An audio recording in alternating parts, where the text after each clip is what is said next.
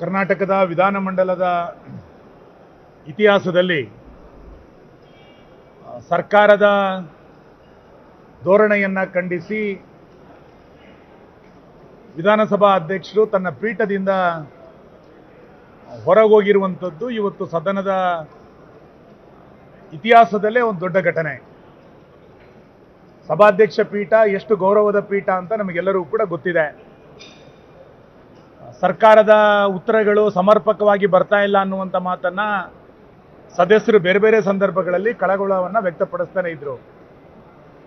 ಮೊನ್ನೆ ಶುಕ್ರವಾರ ಸ್ವತಃ ಸ್ಪೀಕರ್ ಅವರೇ ನನ್ನ ನಮ್ರತೆಯನ್ನು ದುರುಪಯೋಗ ಮಾಡ್ಕೋಬೇಡಿ ಎನ್ನುವಂಥ ಎಚ್ಚರಿಕೆಯನ್ನು ಸರ್ಕಾರ ಕೊಟ್ಟಿದ್ರೂ ಕೂಡ ಇವತ್ತು 230 ಲಿಖಿತ ಪ್ರಶ್ನೆಗಳ ಪೈಕಿ ಕೇವಲ 80 ಪ್ರಶ್ನೆಗಳಿಗೆ ಮಾತ್ರ ಸರ್ಕಾರ ಉತ್ತರವನ್ನು ಕೊಟ್ಟಿರುವಂಥದ್ದು ಸಹಜವಾಗಿ ಸ್ಪೀಕರ್ ಅವರಿಗೆ ಬೇಸರವನ್ನು ಮೂಡಿಸಿದೆ. ಈ ಹಿನ್ನೆಲೆಯಲ್ಲಿ ಇತಿಹಾಸದಲ್ಲಿ ಮೊದಲನೇ ಬಾರಿಗೆ ಸರ್ಕಾರದ ನಿಲುವು ಈ ರೀತಿ ಸರಿಯಲ್ಲ ಅಂತೇಳಿ ಅವರು ಅದನ್ನು ಖಂಡಿಸಿ ಪೀಠವನ್ನು ಬಿಟ್ಟು ಹೋಗಿರುವಂಥದ್ದು ಅತ್ಯಂತ ಆಘಾತಕಾರಿಯಾದಂಥ ಸಂಗತಿ.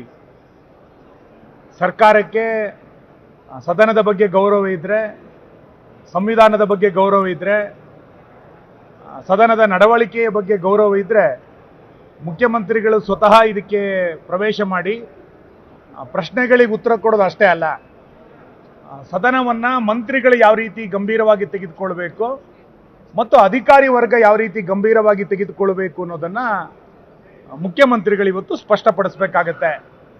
ನನಗನ್ಸುತ್ತೆ ಮುಖ್ಯಮಂತ್ರಿಗಳು ಇವತ್ತು ಅಸಹಾಯಕರಾಗಿದ್ದಾರೆ. ಯಾಕೆಂತಂದರೆ ಕಳೆದ ಬಾರಿಯ ಅಧಿವೇಶನದಲ್ಲಿ ಸ್ವತಃ ಮುಖ್ಯಮಂತ್ರಿಗಳೇ ಪತ್ರವನ್ನು ಬರೆದಿದ್ರು ಎಲ್ಲ ಸಚಿವರಿಗೆ. ಎಲ್ಲ ಸಚಿವರು ಅಧಿವೇಶನ ನಡೆಯುವಂಥ ಸಂದರ್ಭದಲ್ಲಿ ಕಡ್ಡಾಯವಾಗಿ ಭಾಗವಹಿಸಬೇಕು ಅಂತೇಳಿ ಮುಖ್ಯಮಂತ್ರಿಗಳೇ ತನ್ನ ಸಚಿವ ಸಂಪುಟದ ಸದಸ್ಯರಿಗೆ ಪತ್ರವನ್ನು ಬರೆದಿದ್ರು. ಮುಖ್ಯಮಂತ್ರಿಗಳ ಪತ್ರಕ್ಕೆ ಯಾವುದೇ ಬೆಲೆ ಇಲ್ಲದಂತೆ ಯಾವ ಸಚಿವರು ಕೂಡ ಇವತ್ತು ಸದನಕ್ಕೆ ಹಾಜರಾಗದಲ್ಲೇ ಇರುವಂಥದ್ದು ಆಡಳಿತ ಹಿಡಿತ ತಪ್ಪಿದೆ ಎನ್ನುವಂಥದ್ದಕ್ಕೆ ಇದೊಂದು ಜೀವಂತವಾದ ಉದಾಹರಣೆ. ಅಧಿವೇಶನ ವರ್ಷದಲ್ಲಿ 40 ದಿನ ನಡೆಯುವಂಥದ್ದೇ ಕಷ್ಟ. 60 ದಿನ ನಡಿಬೇಕು ಅನ್ನುವಂಥ ನಿಯಮಾವಳಿಗಳಿದ್ರೂ ಕೂಡ 40 ದಿನ ನಡೆಯೋದಿಲ್ಲ. ಆ 40 ದಿನದ ಸದನದಲ್ಲಿ ಸದಸ್ಯರ ಪ್ರಶ್ನೆಗಳಿಗೆ ಉತ್ತರ ಬರೋದಿಲ್ಲ, ಉತ್ತರ ಬಂದರೆ ಸರಿಯಾದಂಥ ಉತ್ತರ ಇಲ್ಲ, ಯಾವುದೋ ಪ್ರಶ್ನೆಗೆ ಯಾವುದೋ ಮಂತ್ರಿ ಉತ್ತರವನ್ನು ಕೊಡುವಂಥದ್ದು, ಇದೊಂದು ಪರಿಪಾಠ ಆಗಿರುವಂಥ ಹಿನ್ನೆಲೆಯಲ್ಲಿ ಮಾನ್ಯ ಸ್ಪೀಕರ್ ಅವರು ಇವತ್ತು ತೆಗೆದುಕೊಂಡಿರುವಂಥ ನಿರ್ಣಯ ಬಹುಶಃ ಸರ್ಕಾರ ಇನ್ನಾದರೂ ಎಚ್ಚೆತ್ತುಕೊಳ್ಬೇಕು ನಾನು ಆಗ್ರಹಿಸ್ತೇನೆ. ಮುಖ್ಯಮಂತ್ರಿಗಳು ತಕ್ಷಣ ಸದನಕ್ಕೆ ಬರಬೇಕು, ಸದನಕ್ಕೆ ಬಂದವರು ಇದಕ್ಕೆ ಸ್ಪಷ್ಟೀಕರಣವನ್ನು ಕೊಡಬೇಕು, ಸದನದ ಗಂಭೀರತೆಯನ್ನು ಅರ್ಥ ಮಾಡಿಕೊಳ್ಬೇಕು ಅಂತೇಳಿ ನಾನು ಆಗ್ರಹಿಸ್ತೇನೆ.